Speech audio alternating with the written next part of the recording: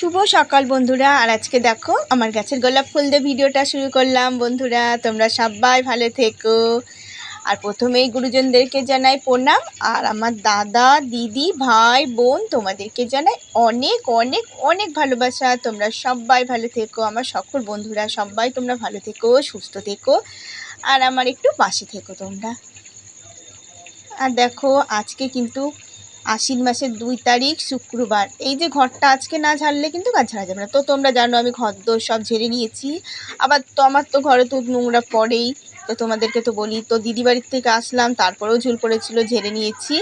আর এই দেখো আজকে না ঝাড়লে আর ঝাড়া যাবে না। তারপরে ধরো মুছা যাবে, ঝাঁটা আর দেওয়া যাবে, ঝাঁটা বারণ দিতে পারবো না মহালয় হয়ে গেলে। আর মহালয় তো রবিবারে ভোরবেলা মহালয় হয়ে যাবে। তো তোমাদের দাদা ভাই কিন্তু 8 বছর মহালয়াতে বাড়ি ছিল। তো ধরো আর এখানে গেছে, এখানে ঠাকুর করে কাজ মাছ ঠিক মতন করতে পারলেই ভালো। তো দেখো বন্ধুরা আমি এই যে ক্যাথাটার উষারটা লাগাবো ভাবলাম, ভরবো, তো ভরা হলো না, সেলাইটা করা হয়নি। তো এই যে এখন আমি ভাঁজ করে এটা ওপরে বাঁশের পরে ধুয়ে দেবো।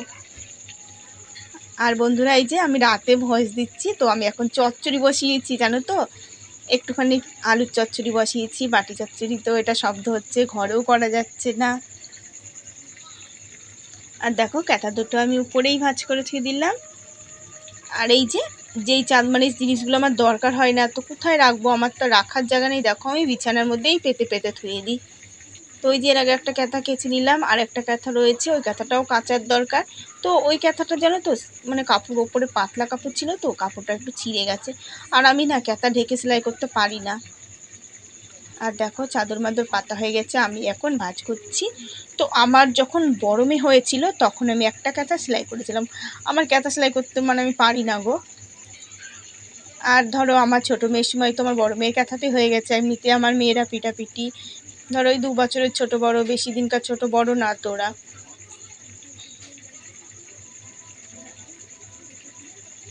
আর এইগুলো দেখো সেই শুকায় না, জিনিসপত্র কি সহজে শুকায়, এই যে বৃষ্টি। আর কালকে কিন্তু খুব বৃষ্টি হয়েছে, এত বৃষ্টি হয়েছে আমাদের কলপাড়ে। সকালে উঠে দেখি মানে আমার সাবানের কোটো কিন্তু যত বৃষ্টি হোক না কলপাড়েতে সরে না। আর সেই সাবানের কোটো আমার গর্তের মধ্যে চলে গেছে জানো, মানে এতটাই বৃষ্টি হয়ে গেছে। যখন আমি উঠোন ঝাড় দিলাম তো দেখি, আর উঠোনটা তো ঝাড় দিয়ে নিয়েছি। আর দেখো ঠাকুরের কাজ আর আমার সারা হচ্ছে না, মানে কয়দিন যে আমি ঠাকুরের পুজো দিতে পারবো সে কি জানি না। এই যে মাথা টাথা ঘষলাম, আবার দিতে পারলাম না।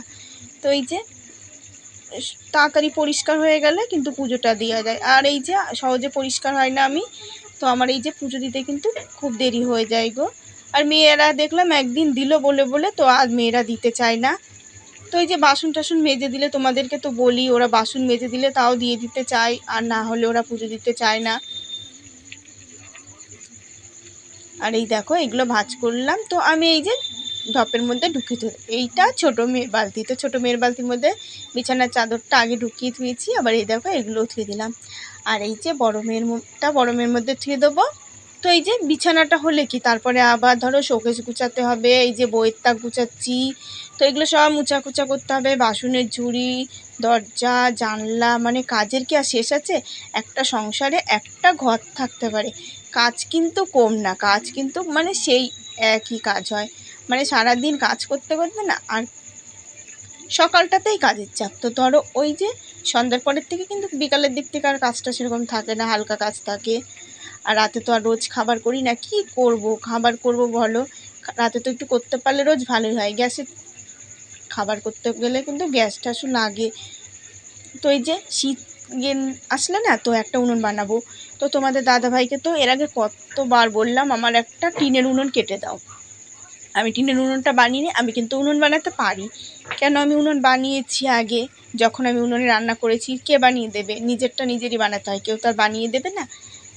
প্রথম যখন বানিয়েছি আমার মানে সেই যে দুপুরের পরে বসেছিলাম তখন উনুন বানাতে, একদম সন্ধে লেগে গেছে জানো। প্রথম সেই মানে বানাবোই, আমি বানিয়েই উঠবো, মানে যে এই জিনিসটা ধরি। আর দেখবা জেদ ধরলে ঠিক একটা কাজ করা যায়। তো সংসারের কাজ কিন্তু আমি সবটাই মানে যেইটুকুনি দরকার সেইটুকুনি পারি। তো ওই যে ক্যাথাটা বললাম তোমাদের, আর কোথায় করব বলো? আমার তো জায়গা নেই যে একটা জায়গায় পেতে করব। আমার ঘর দুয়ারে যে করলে করা যাবে না কেন, ঠিক করা যাবে ক্যাথার সাথে, কিন্তু কিন্তু এক জায়গায় পেতে তো একটা বারান্দা টারান্দা বড় হলে বা ঘর বড় জায়গা হলে খাটের পাড়েও ধরে না, তো আমি করবোটা কোথায় ক্যাথাটা। আর ধরো ওই বাড়িতে গিয়েও সেরকম থাকা হয় না। আর দেখো আমার তাকটা কিন্তু পরিষ্কার হয়ে গেছে, শোকেসটাও মুছে নিলাম। আর এই দেখো আমি এখন এটা করছি, জানলা মুছলাম। আর এই দেখো, তো আমি তোমাদের সাথে একটা জিনিস শেয়ার করছি, দাঁড়াও বন্ধুরা। আমার শাশুড়ির জাতি, সেই পান খেত সেই জাতিটা দেখো। আমি এত জিনিসপত্র বিক্রি করে দিলেও না, পুরনো জিনিসপত্র, তো দেখো আমি কিন্তু এটা কখনো বিক্রি করি না। এটা আমার শাশুড়ি পান খেত। তো যত হোক আমি শাশুড়িকে দেখিনি, তো আমার কিন্তু খুব আক্ষেপ জানো তো, যে আমি শাশুড়ির সাথে সংসার করতে পারিনি। তো আমার শ্বশুরমশাই কিন্তু খুব ভালো ছিল, আর আমাদেরকেও ভালোবাসতো, সত্যি আমাকে খুব ভালোবাসতো গো। আমি অন্য মানুষের কাছে ভালোবাসা না পাই, আমার শ্বশুরমশাই আমাকে খুবই ভালোবাসতো। আর কত গল্প করতো জানো, আর এটা ওটা খাবার মানে সন্ধ্যাবেলা এনে দিত জানো তো। এই যে কুরকুরে, তখন তো ধরো নতুন নতুন বিয়ে হয়েছে, আবার এই যে মানে বলার কথা নেই, যেখানে বাদাম এটা ওটা আমার শ্বশুরমশাই আমাকে এনে দিত। প্রথম যখন আমার ধরো বিয়ের পরে শীত পড়লো, যেই ঠান্ডা পড়তে পড়তে আমার গায়ে দেওয়ার জন্য চাদর এনে দিল, খুব ভালো ছিল গো আমার শ্বশুরমশাই। তো আমি বাইরের জন্য চুড়িদার তখন পরতে পারতাম না, কিন্তু আমার শ্বশুরমশাই তাও বলতো যে চুড়িদার পরো, নাইটি পরো। তো আমি তখন পরতে পারিনি, এও এক এক কথা বলতো। তা আমি চুড়িদার নাইটি ধরো আমি এই যে বছর 4-5 বললো লকডাউনের থেকে পরছি চুড়িদারটা, তার 2-1 বছর আগের থেকে নাইটিটা পরছি। আর এখন কোনো অসুবিধাই লাগে না, এখন সবাই পরে। এখন রাস্তা মানে যেখানে যায় চুড়িদারটাই ভালো হয়, শাড়িটা পরতে দেরি লেগে যায়, খুব প্রচণ্ড দেরি লাগে। আর এই দেখো আমি কিন্তু এখন নোংরা কিন্তু বস্তার মধ্যে ভরে থুয়ে দিই। তো দেখো বস্তার মধ্যে ভরে কিন্তু ভালো হয়, চারদিকটা নোংরা হয়ে থাকে না। আর ওই যে মেয়ে বলছে, মা তুমি কবে ফেলবে? আমার ছোটো মেয়ে ব্যস্ত হয়ে গেছে খুব, মানে জানো তো। তো আমি বলছি দাঁড়া বাবা, তোর বাবা এসেই ফেলবে। বলে বাবা এসে যদি ভরে যায়, আমি বলি না তাহলে আর একটা বস্তা করবো, আমি আর এখন লাইনের ধারে যাব না ফেলতে। আর দরকার হলে তো ফেলতে যেতে হবেই। ওই যে এর আগে বললাম না একটা ওরকম ঘটনা ওদিকে হয়েছে, ওই জন্য একা একা ভালো লাগে না লাইনের ধারে যেতে জানো তো।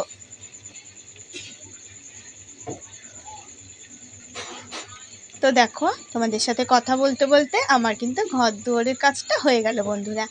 আর দেখো আমি বাসন ধুচ্ছি, তো বাসনগুলো কিন্তু অনেক কটা বাসন বেরিয়েছে, তো তোমরা দেখতেই পাচ্ছ বাসন অনেক বেরিয়ে গেছে। এই কটা বাসন ধোবো,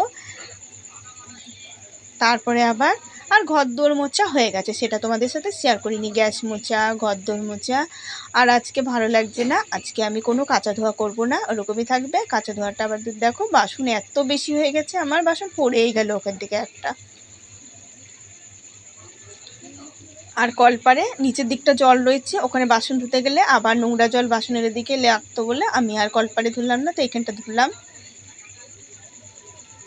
তো আমি সকল দিদিভাইদেরকে জানাই তোমরা ভিডিওতে এত ভালো ভালো কমেন্ট করো, সত্যি আমার অনেক অনেক অনেক ভালো লাগে তোমাদের জন্য। দেখেছো মেঘ ডাকছে, ওই যে শিব ঠাকুর গজরাচ্ছে আমাদের বাড়ির মধ্যে বলে, আমার ঠাম্মা বলতো, আমার মারাও বলে। এই যে মা দুর্গাকে বলে আসতে দিতে চাই না। আর এই দেখো আমার মেয়ে কি নিয়ে এসছে দেখেছো, দেখো পয়সা জমিয়ে কি করে, দেখো এই দেখো আংটি নিয়ে এসছে। তাহলে আমাকে একবার বল, একবার বলবি তো না। দেখো ও দিদির জন্য এটা নিয়ে এসছে, ওর জন্য এটা নিয়ে এসছে, আর দেখো আমার জন্যে কানের নিয়ে এসছে। আমি কানের ভালোবাসি বলে আমি এই ছোট ছোট কানে পরি নাকি, দেখেছো আমার ছোট মেয়ের কাজ। দেখো এখানে একটা দোকান আছে,